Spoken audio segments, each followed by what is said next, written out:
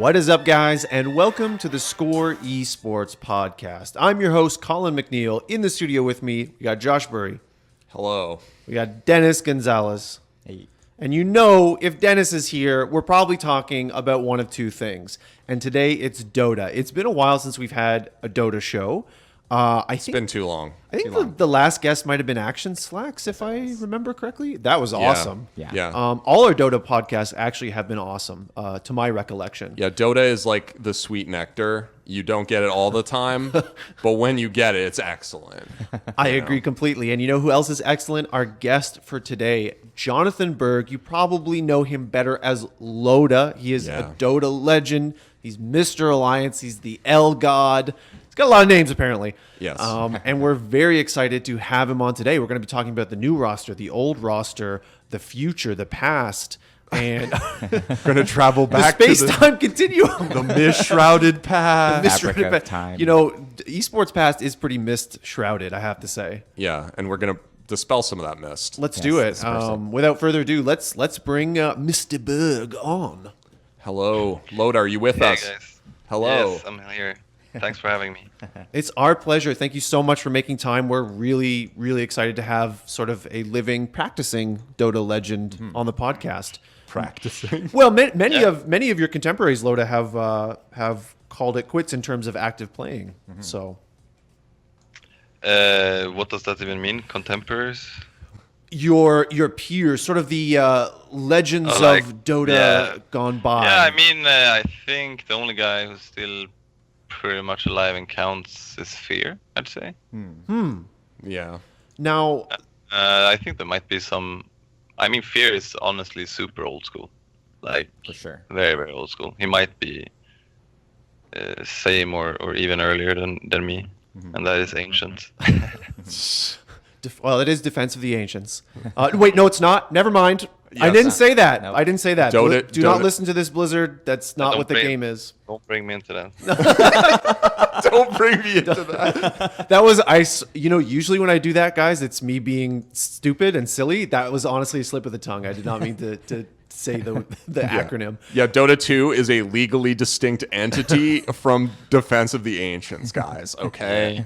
Moving on, Loda, it's been a while, I feel like, since the community at large has heard from you. I think it was the late summer of last year, of 2017. Well, What? in his defense, he did give some quotes when the Alliance roster was announced. Oh, certainly. Just what I'm trying to get at is the activity, the Loda levels were brought down They were. a little bit, and I just want to know what you've been up to since, say, August, September.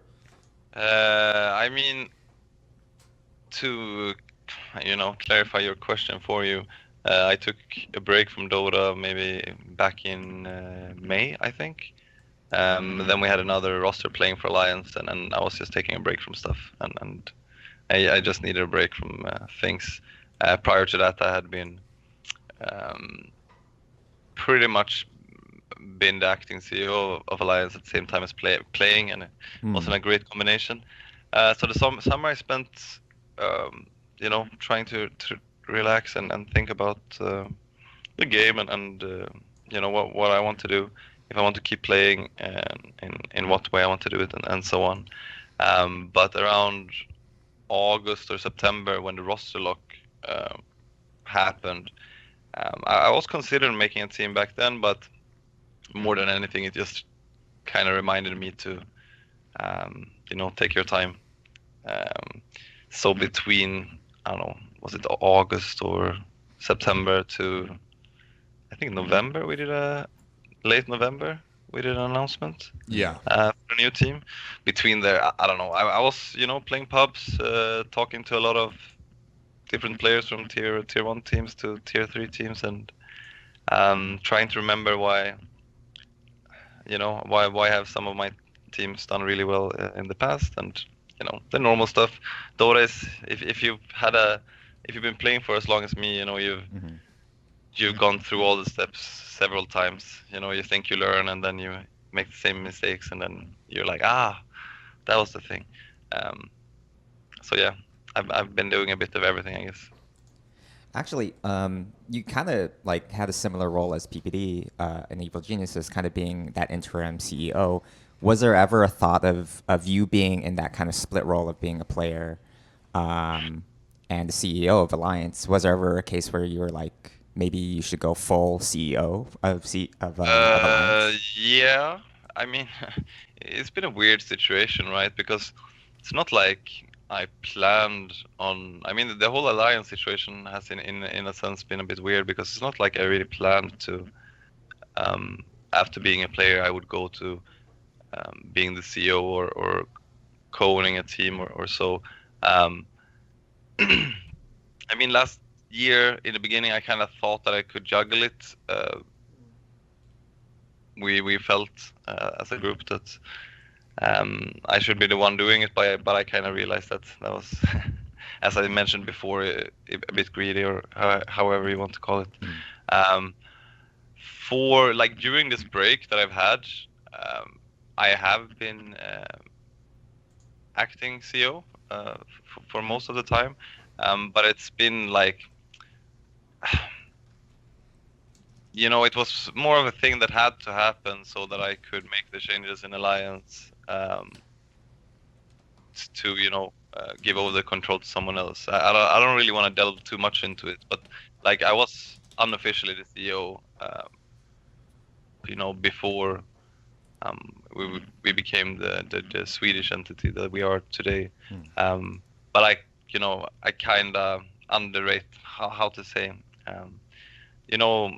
rules and everything that says on paper and such is very important. So I kind of had to be the official CEO for a while, and now I'm about to give that away soon.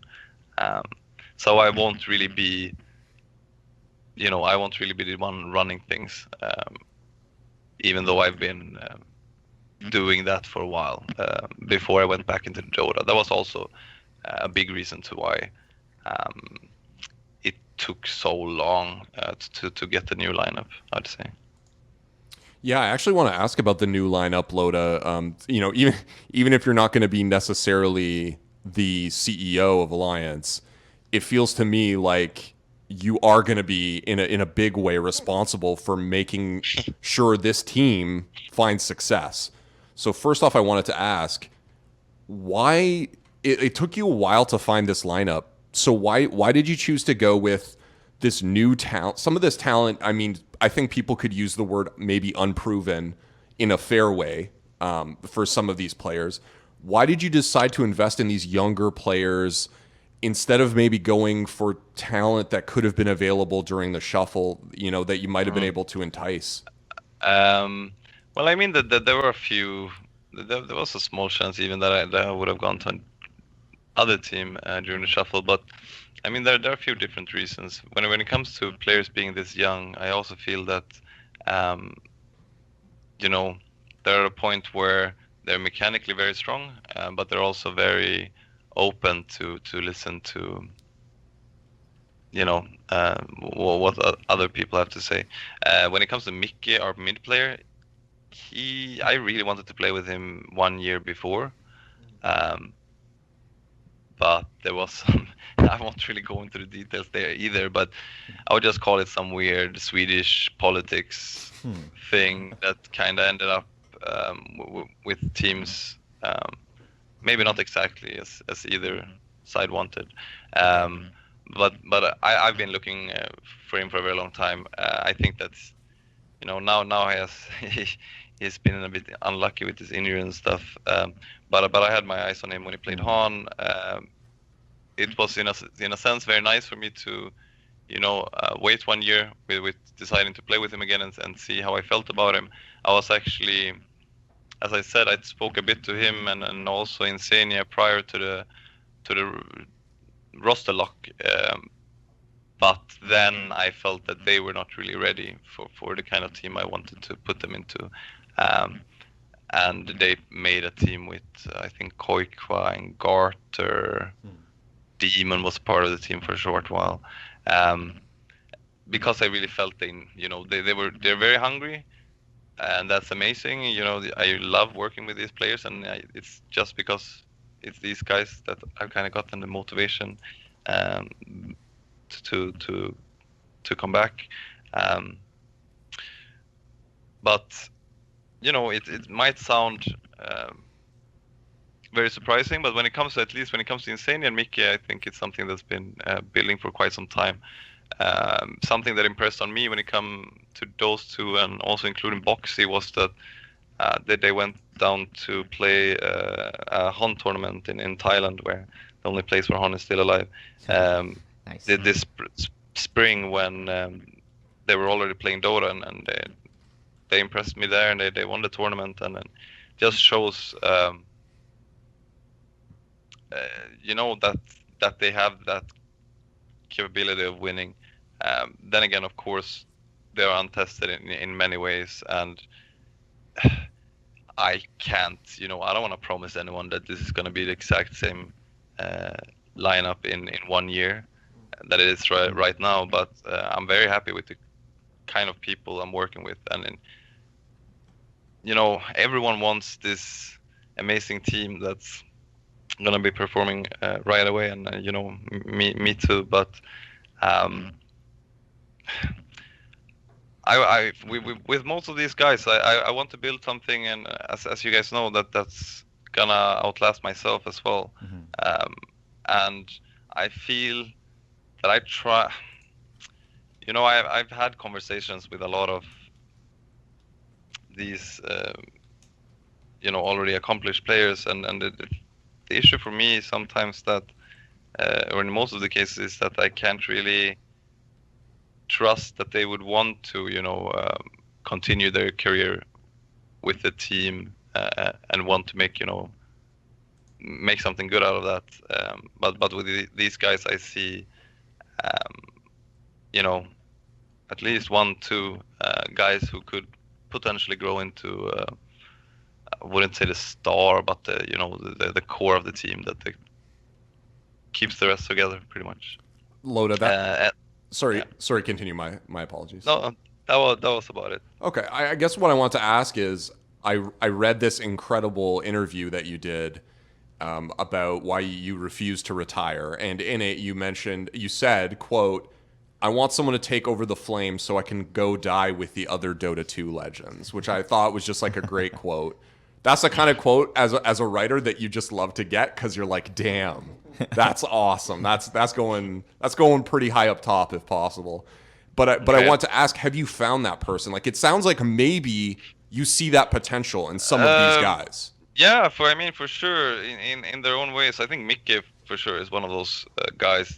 But then, as I've said before in the interview, he is injured. We've been lucky finding people around early December that has been improving his situation a lot, and we're soon going to be back to normal training regiment or schedule, or however you call it. We were already playing a bit, but we were also taking it slow to just make sure he's fully rested before we start 100%. Okay. But going back to what you said, sorry for going away from the question. No problem. For Micke, for sure, I think that guy, if he's not, if he won't be stopped by injuries or something like that, I'm 100% convinced he's going to be the best mid player in Sweden within a year, and it's going to be clear. I just believe in myself when it comes to seeing that kind of skill in some players, and it's hard to put into words sometimes, but he just has a very good combination of being extremely talented, but also having a very, very good approach to it, and being a good teammate and such. So I see a lot of promise there. Also, I mean, Insania, he's a very motivated guy, and if anything, he's the kind of person that will do what I was mentioning before. Carry on the flame, and he will always keep trying to make the team do better. And what I like about him is that you really know that he feels responsible. and that's of course all players feel responsible, but in many cases there are some two players that take more of that responsibility than the rest, and I think it's very important to have at least one more guy that can shout as much as you, just to get people motivated. No, that's awesome. That's awesome. Talking about those two players, actually, Micke and Sanya, you're talking a lot about them and how they're talented rather. But how does that reflect on your in-game setup as a team? You're obviously still playing in the carry role, but then how does that how does the farm priority? How is it set up within your team? Like, are you taking most of the farm? We're still switching around a little bit between styles, but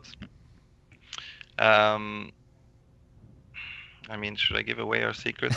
But I mean, just from the sense I'm getting from the team and how we're playing, I wouldn't be surprised if Boxy gets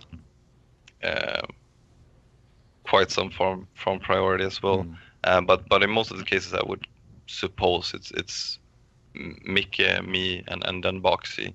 But sometimes Micke plays puck, and then you won't really put him on the farm priority in the same sense.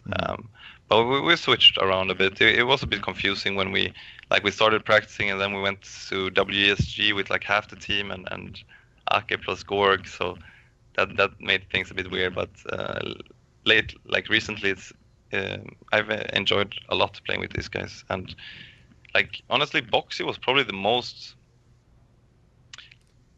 I wouldn't say random, but the last guy to the team, and whom I didn't really know so well personally, but I've been so impressed by that guy, and that's all I can see. I mean, he's a hit and miss kind of player, but he really has his own style, and that's something I think is always so valuable to have this kind of player that really dares to go his own item builds and his own skill builds, and he's not scared of failing, because if that's a good way of explaining it, even if you might look stupid, because it's easy to look stupid in Dota. Really, it is, and casters sometimes say that you lose a game because you buy Vanguard and these kind of things, But I really like them. Honestly, they're great guys. The funny thing was that I said I wouldn't play with Swedish players anymore, pretty much, but then I ended up playing with like 3 of them. But I kind of defend myself by saying that they're not really stereotypically Swedish, and that's what I kind of wanted to get away from, where I felt that last year there was a lot of issues that were there just because they were not brought into light, or how to say. There would be problems between teammates where I was not involved, but they wouldn't clear things out between themselves, and that is where a Swedish thing that you don't talk too much about problems, and I really missed. Well, a lot of international players have they'd rather just tell you "fuck you" right away, and then get it out of the way and move forward. And where I felt that by being both the CEO and being the captain of the team, I wasn't really able to get everyone to behave as they should. If I'm allowed to say that. Yeah. No, That is interesting. I will never view Swedish people the same again after that comment. Well, Swedish Dota. Amazing. Swedish Dota, yeah. Speaking of sort of in-game roles and who's doing what, have you guys sorted out who's going to be shot calling and who's going to be drafting as well? Drafting, it's been Insania doing most of that job. When it comes to shot calling, we started practicing one way, but we've switched it around a little bit, where I think most of our course will have an important, all of our course will have an important part to play when it comes to shot calling, I would say. Late game, it's something I'm pretty good at. So that's usually a part of the game where I call a lot. But during early mid game, I think out of Micke, I mean, it's insane. Yeah, obviously controlling the game, but I would say Boxy. Boxy talks a lot, and he talks about the right stuff. So he makes stuff happen. You should keep your eyes open for that guy when we've been playing for a while. I promise you, he will impress you.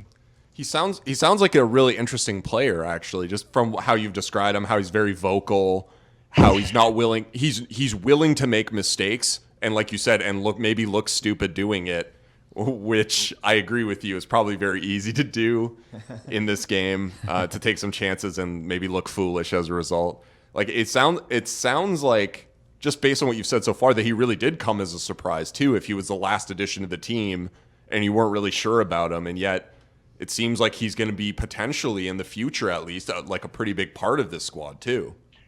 For sure, I think he will be, and I mean that's kind of lucky in a sense, but that's nice as well. That I mean, it was a lot due to the fact that they played this. They didn't play in any teams together previously, but they did play that Hunt tournament during spring, so that's why I kind of heard about him, and I could ask around a bit. So, Loda, as a guy who's not as enveloped in the esport of Dota as, say, my colleague here, Dennis, is, it was obvious even to me the last number of months that this roster was being put together by you. It was sort of being, at least that's the way Alliance was framing it, that you were building it from the ground up. And I'm wondering, do you feel any pressure in regards to the success or the failure in the future of this roster? I mean, of course, obviously, but what I tell most people, and also when it comes to the fans, like you really have to give it some time. And I know everyone will be waiting for fast results. They might come for sure. I mean, it's a great group of people, but honestly, for once, I don't feel so stressed. I mean, I won't say it because it would have been a bit rude, but it doesn't really matter. I play for myself this time, and the most important thing is not that we win right now, but that they will grow into becoming a amazing team. I've said maximum 2 TIs, and that's like 1.5 years that I would be playing together with a team. That's kind of how much time I feel I can keep putting into the game. And I mean, it gets harder the older you get. But yeah, going back to what you said, I mean, you always feel pressure, but for once I feel like I kind of have been able to let go of that. It doesn't matter as much as you think sometimes what these internet people say, right? Was that sort of part of your process when you were taking a break, that sort of soul searching where you were thinking about your position in regards to the game? Yeah, for sure. I mean, I was really drained, and I made a lot of not a lot of mistakes, but I made some mistakes that I've made before in my career, and that was really frustrating in a sense. But taking that break was just great. Just such a thing as going to Peru for the final match, I think the tournament was called, as a guest, and there was so many fans there, and I did a few of those events this summer, and it kind of reminded me of why I actually do this and what matters, and also how amazing the fans are, and overall the fans that I've been talking to, but most of them have been in real life, so I don't really read Reddit and so much anymore, but they've been very supportive, and it was just a great feeling to know, and that's maybe why I don't feel as much pressure anymore for this team. I mean, this team is the least least known on paper, or how to say, but the fans that I've been speaking to, they're just happy that I will be back for a while and that, you know, keep working on the team and make sure that someone will carry the name forward. Okay, I like what you said there about not reading the internet so much and talking to fans in real life. If I can give like anyone out there any advice, it's that. Yeah. That sounds like a But great really, plan. it's true though, because it's like even as a pro player, you might not even travel around that much because maybe you don't qualify for tournaments or whatever. But there is so much shit on the internet. But just by going out there, just go to a Dota event. You don't even have to play in it. You get reminded that there's most of the people that watch this game and follow these games, they do it because they love it. And yeah. Exactly. I wanted to ask, I can't let this go because you said max 2 TIs with this team, like 1.5 years, and that is what you can give to this team. Are you saying that past that your involvement as a player is done? Is that what you're saying? Yeah, I would. I think so. But I mean, sure, I could be the coach potentially.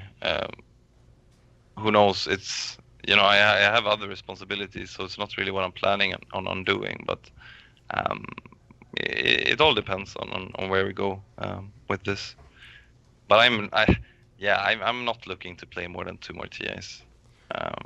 I mean, hopefully I will be after 2 TIs. I will be like, yeah, this one we got super amazing, 1 more year. But I really don't think so. See, I rather I would feel more calm having another star on the team, as we talked about before. So still looking for someone to pass that flame to, basically. Yeah, I mean, in the end, for sure. I feel very responsible about Lions, and I've always done so because I was there from the beginning. So I feel I can't really let go if I know that no one else will do it. So I'll keep doing it until it works out.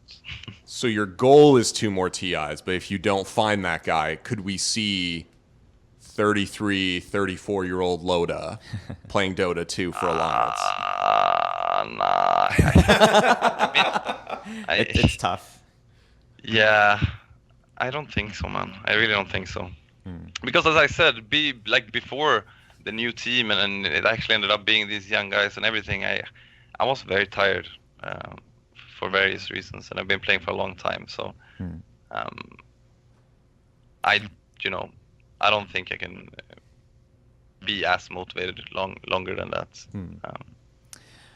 So I'll just give you a clear answer. Yes, I will quit after 2 TAs. That's really interesting. What do you mean? It might be earlier. Who knows what happens? Well, not that you would have much of a frame of reference for this, but there are a bunch of CS:GO pros that are late in their 30s and still going strong, particularly. I know. I know, and it's obviously something I've kept an eye on. But I also think it's for a few of those players, it's part of the reason why it's still working is because they've kept playing together with the same teammates, kind of. For sure. But I know I've been thinking that the interesting thing there is I actually spoke to, I think it was Forrest from NIP about it, and then he said he compared himself to the NHL goalies or something that they peak when they're 32 or 33 because that's a combination of reaction and muscle memory that they know the game so much.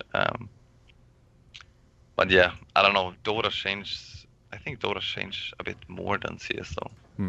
Well, Loda, we are Canadians, so we love our NHL references. Shout outs to Forrest for that one. Appreciate that. but I want to say that too, Loda. I think that's the difference. Like, yes, CS has changed. There is no denying it's changed, but not as much. Not as much. The latest buff, for example. I mean, the latest patch, it was so huge. I think it was probably the biggest change in that sense in a while, and it takes a lot of time to know these things by heart, and then you have to Well, it kind of, not to bring it back or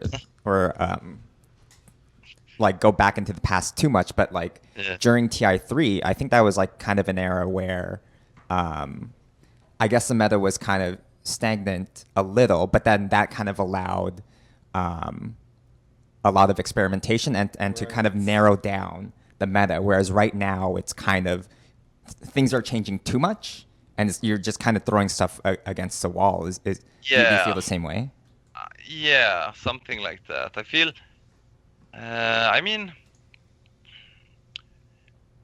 yeah. Now I should just have said you explained it very well, honestly. I think what I felt with this, like what Valve have been doing the past year maybe, is like some of these changes that I think are very weird.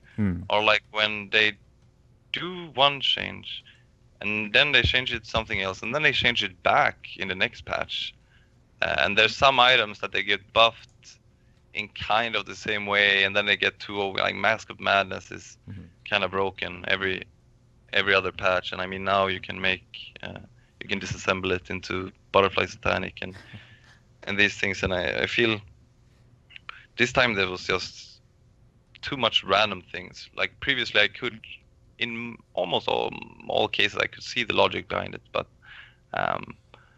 you know, they keep, if it keeps the game interesting, I don't really whine about it. I still think the game is super fun to play. But I mean, I was the guy that was whining about the PUD at TI3 and stuff. So I think that sometimes stuff should really be more thought out or thought through, because I kind of feel that's what made Dota different from all other games. Well, as long as we're talking about things that Valve has done and our evaluations of those things, I did want to ask about the new current major minor system. Obviously a huge change, tons of majors and minors. We just had the first major, I think, Dennis, of the new system canceled. Yes. I wanted to get your take on that, Loda.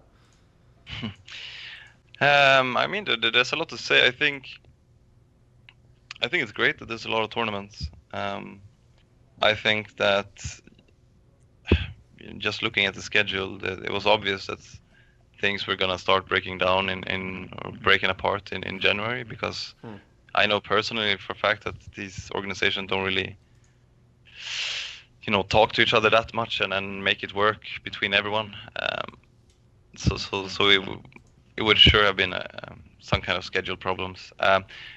But honestly, when it comes to major and minor for this year, I think the issue is that, I kind of expected minors to be these kind of tier 2 tournaments where we see some of the same teams as in the majors, but, it is a place to grow the scene kind of. But I feel like what happened instead is that the minors invites the 2 best teams in the world, and then it just kind of ends up being the same as before, and that just means it's too many tournaments, too many games, and you can barely differentiate between a minor and a major in quality of games. And I think that is, that kind of makes the whole system a bit weird to me, at least. But I mean, we are one of those teams that will have to fight through a lot of qualifiers and stuff. So I'm just happy there's a lot of games in that sense. But when it comes to the pro scene, I'm a bit scared in that sense that there's too many games, and when we see do you really want to see the best teams play each other all the time? I'm not sure, and I think that if you just change it a bit with like the tiers of tournaments, and then like if certain teams should be tier 1 teams and they should mostly go to the majors or such. Because I mean, then these schedules would be easier. Everyone wouldn't try to invite VP because they know VP is an amazing team and they will draw viewers, and you see where I'm going. Then you can actually schedule everything and building the scene all the way. I think these minors could have some tier 2 teams as well. It would still be super enjoyable. I want to ask Loda, because you mentioned that your team would have to be one of the teams fighting their way through qualifiers. Have you guys decided when you guys are going to go and hit the qualifiers for one of these events? Like, are you guys targeting a specific event for Alliance's return that fans can look forward to? I mean, we were planning to start playing it now in the middle of January. It was a little bit delayed because of Micke's injury, because we decided to change, what do you call it in English, treatment completely, because we were lucky enough to find some people that are like some doctors that are specialists in this when it comes to eSports. And it's been working out really well. But going back to what you asked, I think early February, I would say now. I mean, we've started practicing.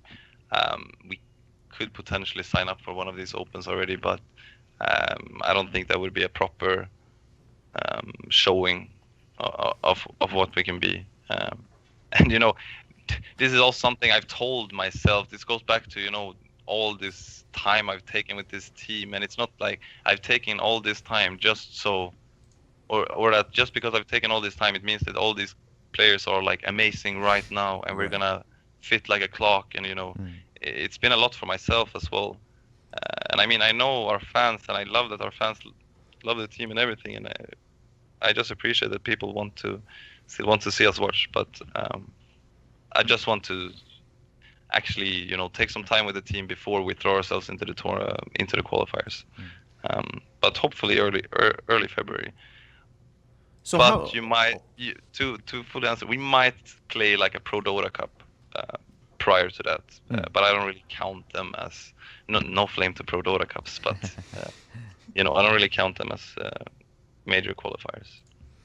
Well, actually, I just wanted to jump really quickly back to the major minor system before we leave that topic. I think, correct me if I'm wrong here, Dennis and Josh, but I think it was Action Slacks who we were talking to about the idea that this system would be in place for a single year, a single season. Well, actually not a single year, but a single, one self-contained season, so that Valve could use it as a testing ground of sorts, a TO testing ground. Yeah. Well, I'm not do you think about that, Loda? Like, do you think that theory holds any weight, that we might not see this system again in 2019?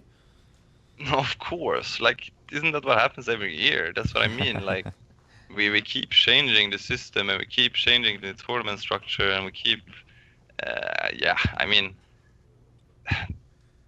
now we have a lot of games, but like maybe too many. I think they will try to balance it. Last year had its own flaws in some senses. Valve will keep trying, and I mean, they have CS:GO as well. And they try stuff there, and they treat the games differently. I think they obviously have a thought process behind it, but I think Valve didn't take 100% responsibility of all the majors last year anyways, and there was some, I wouldn't call it disasters, but there was some stuff that happened that maybe made them not so excited about, being as strong in control, or whatever you want to call it. But I still think that Valve needs to feel like they're present, and I don't feel like they are this year compared to the previous ones. Loda, I wanted to quickly backtrack to Micke and his injury. I think the plan, when I sent you some questions when the Alliance announcement happened, and I think that the plan then was for him to have surgery.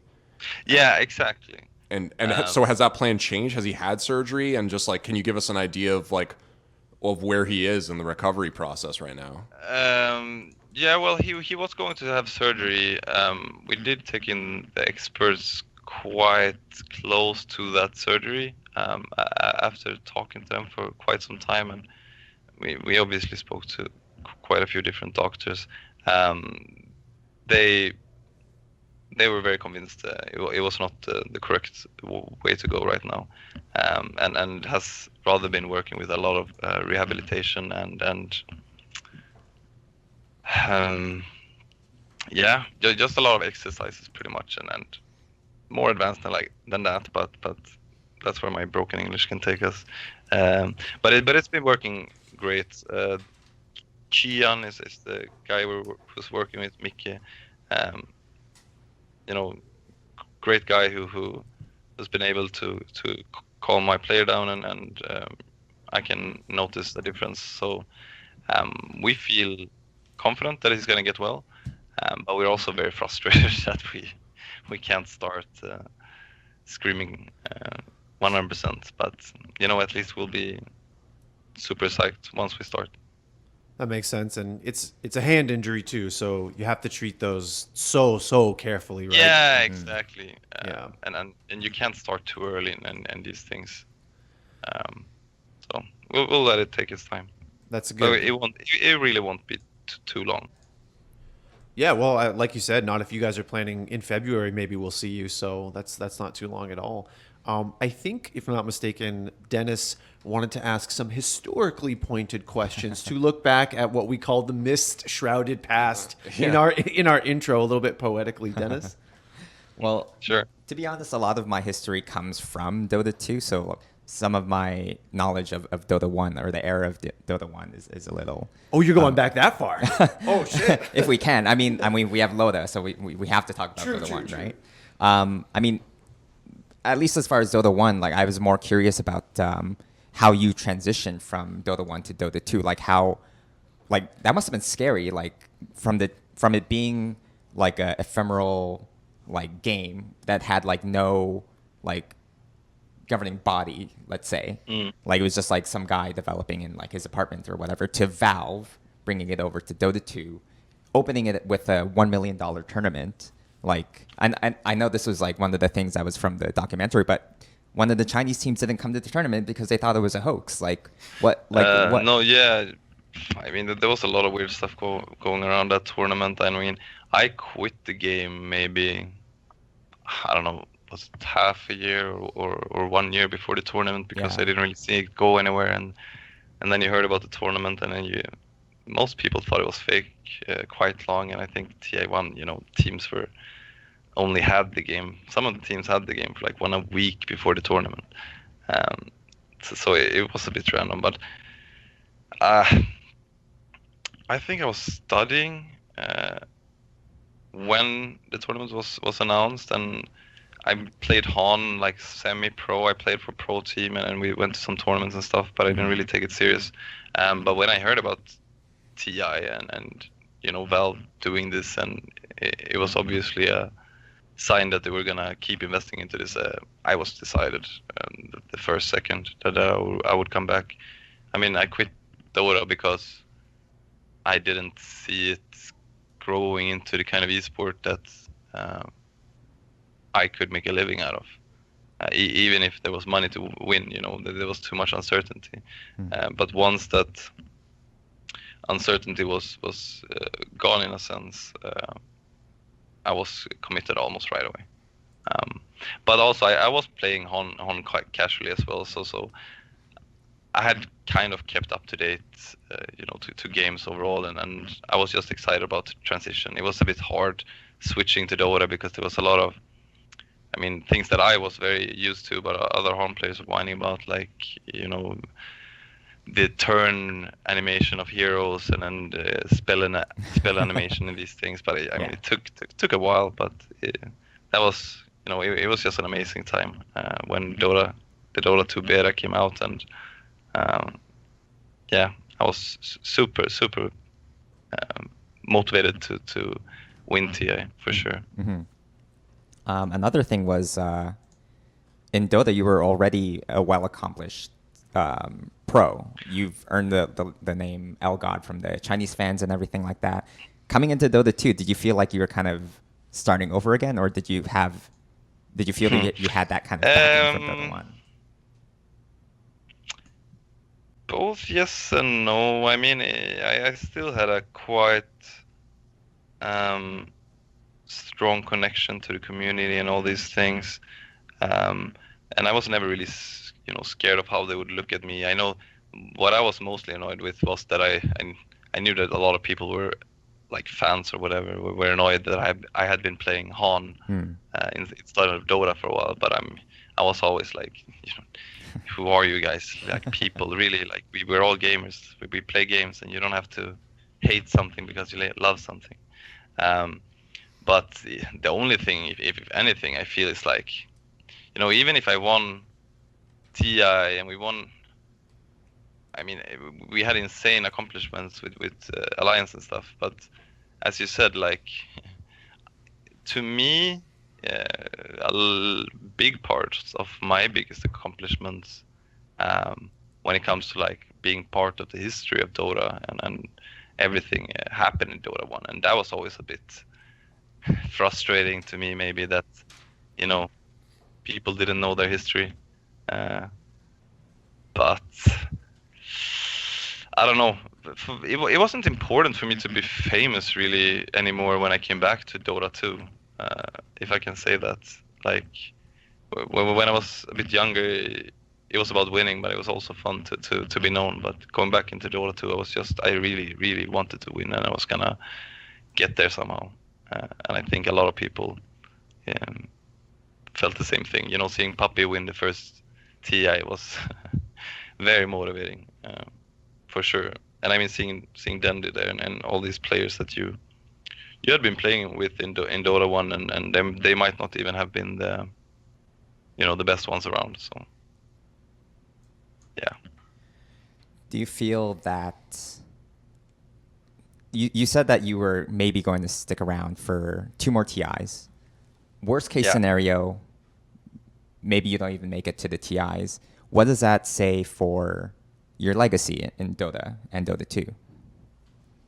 I mean, I don't really think it. I mean, it might affect how other people look at it, right? But as I said, with this project, however it works out, I'm gonna see it as a success. I think, I'm convinced it's gonna work out. It might take a year until we get to the point where we, people start to notice that we might be a strong tier 1 team. But as I said, like my goal or how to say is quite far ahead in the future. So I think it will be fine for my legacy. Then again, and that goes back to what I said about how long I will stay in Dota. I kind of already built my legacy in Dota, and there are other things as well. If I can say it in that way. I mean, the thing is, right now I just want to play Dota, and I just want to keep doing this, and I just want to help these guys and myself become a great team. But I try not to think about these things too much anymore. I feel like I'm surprised that people even care so much about about what I'm doing anymore. But I think it's nice. I appreciate that. Some people thinks it's exciting, and if they if they get upset by my decision making or the rosters I make or whatever, at least I make them feel something. So that's good as well. Damn. I started to like the haters in a sense, Yeah, I was about to say that. Like you've always had words for your haters as well. So Yeah, so for sure. I mean, if But I mean, like was maybe a strong word, but understand they're part of the scene. That was some poetic shit where you were like, I just want to make them feel so. Like that is like, Yeah.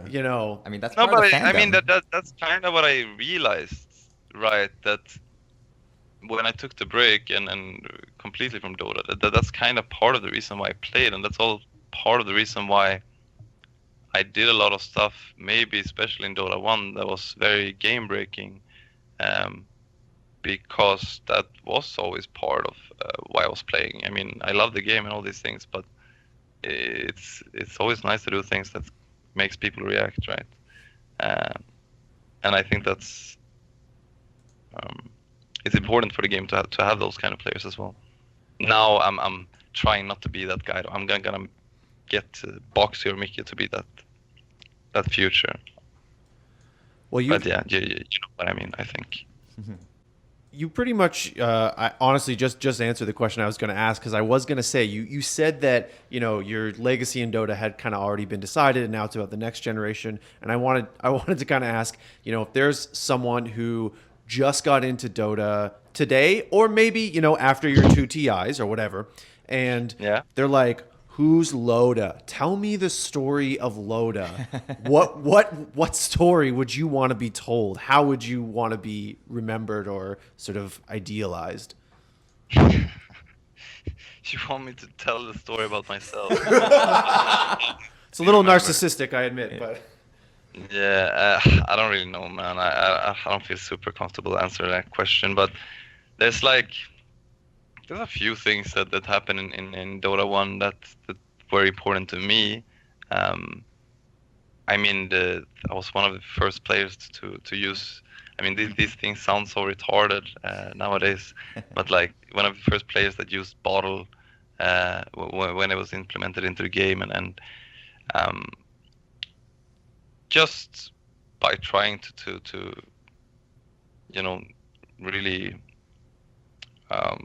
find every special thing in Dota, and then, you know, if I saw something that people were flaming, and especially in Dota 1, I would find a way to draft it myself, you know, to prove to them that Dota can be played in all ways. But there is some Chinese documentary about Dota 1 actually, about me, I think, where they do summarize it. But I won't tell the story today. But I won TI3. I can say that. Yeah. Well, not only just TI3, but like that whole year as a whole was kind of groundbreaking for you and Western Dota as a whole.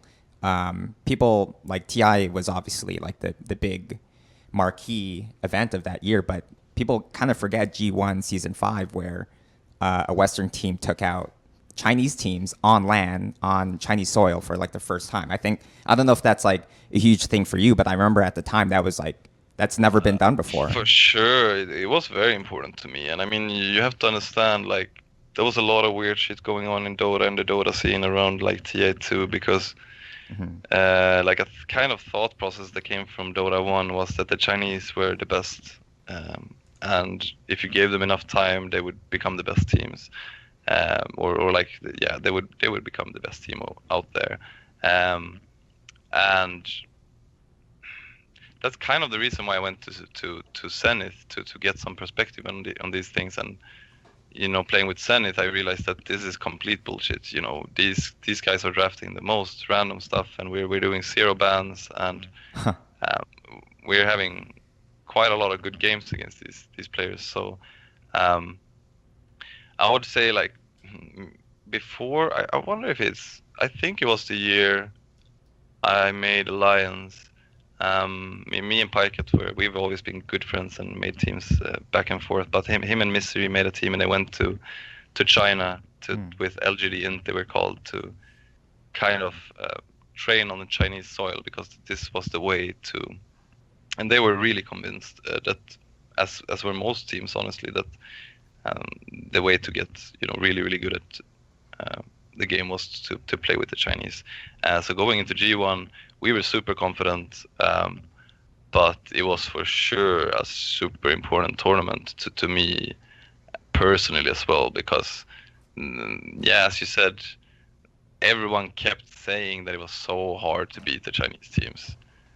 And I mean, I knew it was possible. And then if everyone keeps talking about it too much, they make it harder than it seems.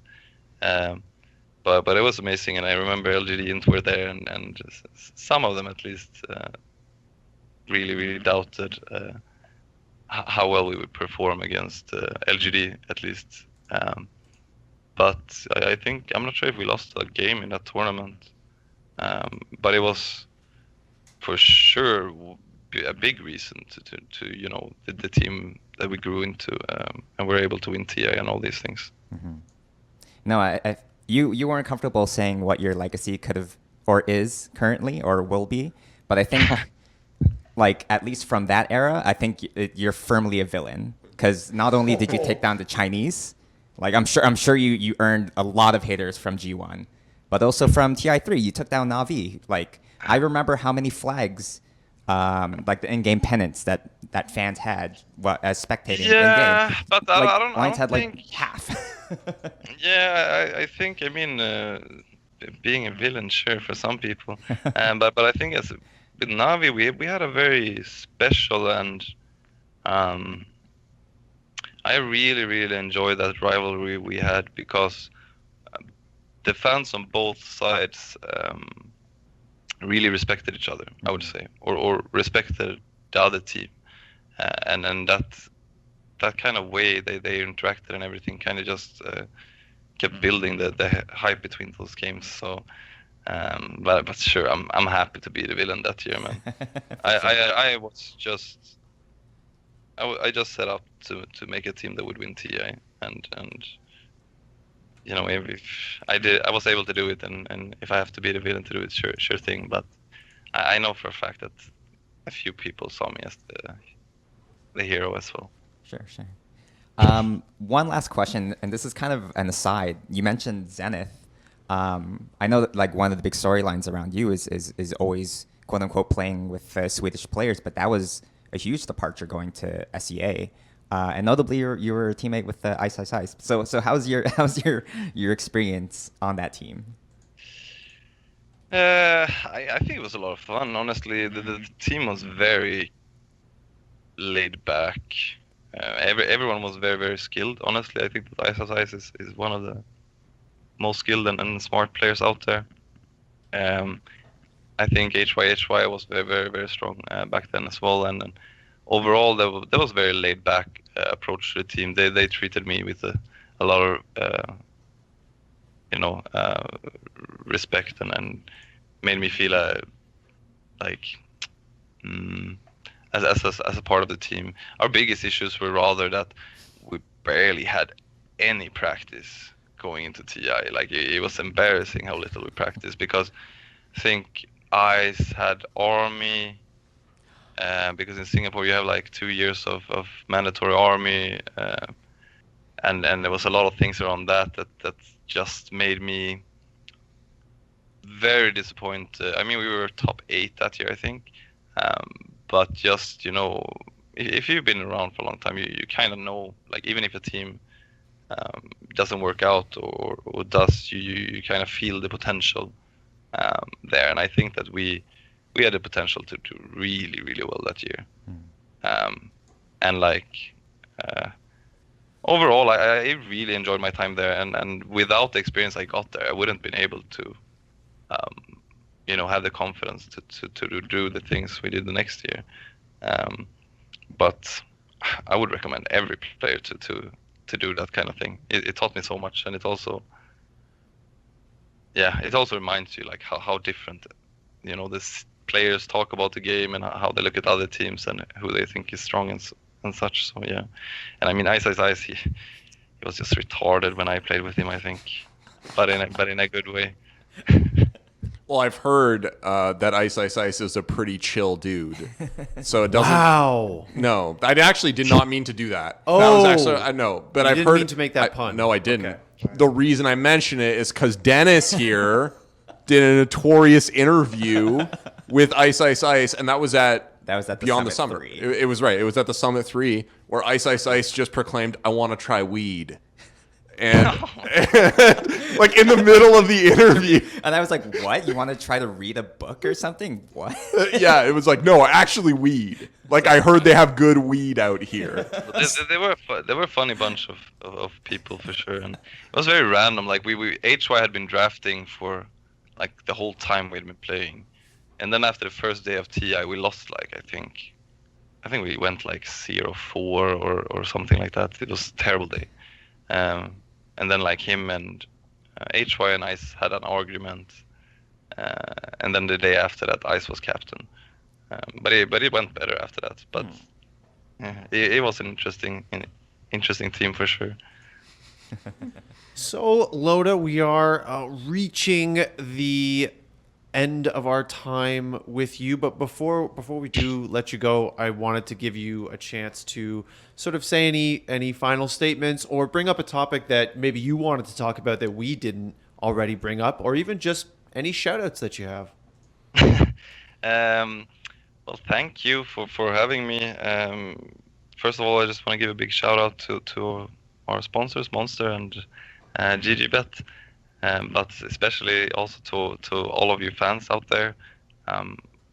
You know, I don't get a chance to meet a lot of you, but there's there's only because of the Lions fans that I'm still here today, and taking a break to spend some time with these people and maybe integrate with them on social media, and these things have really got my motivation back. So thanks for that, and thanks to you guys for having me. It's been fun.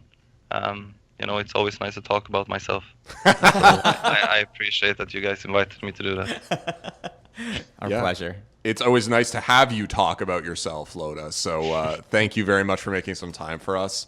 It's been great, and we'd love to have you on again in the future. Maybe you make a major. Maybe we could. Yes, please. Talk a little bit about that. TI two TI winners. 2 more TIs. Yeah. If you got 2 TIs left, that's 2 TIs you can win, right? So, That's right. Yes, it's the dream for sure. the dream. Well, Yeah, I think to point it out there. I think Puppy and Kuroki, they were always 2 big enemies in Dota 1, so I feel like I have to, stop them from being the guys to win TI first twice. After the funny thing was, like, after TI 4, we were a bit bitter when S4 went to Secret. So the first few months of that year, we just went to focus that team. We did really bad in the tournament, but we would kick out Secret. So we'll start that way with this team. Pick some enemies, focus them, create some hype, and then day by day, when we get to the major, I'll be back. That's what I want to hear. I'll be back. He's the Swedish Terminator. I love it. Nice. Loda, yeah, once again, as Josh said, thank you so much for making time. It really was our pleasure. It was illuminating, and we enjoyed speaking to you. We hope you will come on again soon. Thank you very much, and have a good one. Cheers. Cheers. Take care. Oh boy. Honestly, TI3 lives on. People may forget that era or before, but Kuroki, Puppy, they're still the top 2 teams in the world easily. And Loda's back. He's back, baby. I like his whole thing about harnessing. He said at the very end, harnessing the hate. This guy's a Sith. This guy is a Dota Sith. He's using targets and. But in all seriousness, that was a quite an illuminating interview. Really enjoyed hearing him talk about all sorts of topics. We bounced around a lot, and it's always nice when guests allow us to do that. Go from the present to the future to the distant past, the previous iteration of the game he plays. For sure. And the sense that I got, guys, and, Dennis and actually Josh, you've talked to him before as well, so you know better than I do. But the sense that I got was that he is a man who has a long perspective, a wide perspective of his career, of the scene that he plays in, of the people around him. Yeah, it's interesting that he didn't want to, although it was a very large question, the story of question. Well, and to clarify, I didn't want him to say, well, then I won this tournament and, I went to this team. But it's funny enough, when I asked him about the legacy thing, he goes, well, no, I don't really know if I can answer that. And then he kind of halfway did. He did a very good job of, I think, contextualizing his character in the scene, right? Someone who does innovative things, who plays Dota, who shows that you can play Dota different ways than maybe what the meta or things dictate. I think if I were in his position, the all the pressures and things that he has to do right now with this team sort of preclude looking too closely at your legacy. Yeah. Because think about it, whatever this team does, it could substantially add to his legacy. Right. So if I were him, I would be like, I don't want to answer that until I'm done. Yeah. That's my Well, it's thinking. dangerous to be like, this team's going to be my legacy, and what if the team doesn't? No, exactly. And the thing is, the legacy is not in his control. like asking him about his legacy is Yeah. like, oh, what do I think other people think my legacy is? Well, that, kind well, of, right? what that's why I asked, like, Yeah. what is your idealized version of your own legacy? Like, Yeah. what do you wish a Yeah. fan would say about you? there are a lot of haters. There are a lot of haters. So I hear. Yeah. So I Yeah. hear. It's going to be so cool to watch this team, though. Hmm. I want it to succeed because I want to see him get a couple final shots at the haters. Yeah. And also, it's kind of cool to think of Alliance as being a little bit different from other Dota teams in the sense that it's not really a stack. It's like an institution potentially. It's more similar I'm to saying? what we see in other esports, honestly. Yeah. League of Yeah. Legends and CS:GO, where it's like, these guys are promising. I'm going to mold them. I'm going to Yeah. bring them up, and we're going to create a good team. Yeah, and though he didn't really say this, but like part of the legacy of for him and Alliance, I think it is these 4 players. Like regardless of whether they stay on Alliance or go into other teams, I think they have Loda to thank for kind of not that he would say that, but like I think like bringing them into the limelight For winning 2 future TIs. No. Whoa. No, I didn't say that. I didn't say that. Okay, guys, with that, I think this about wraps it up for this episode of the Score Esports podcast. Once again, thank you so much to Loda for appearing, and it's we great. hope we'll have him on soon. Yeah. For Josh, for Dennis, this is Colin McNeil saying, until next time, GG.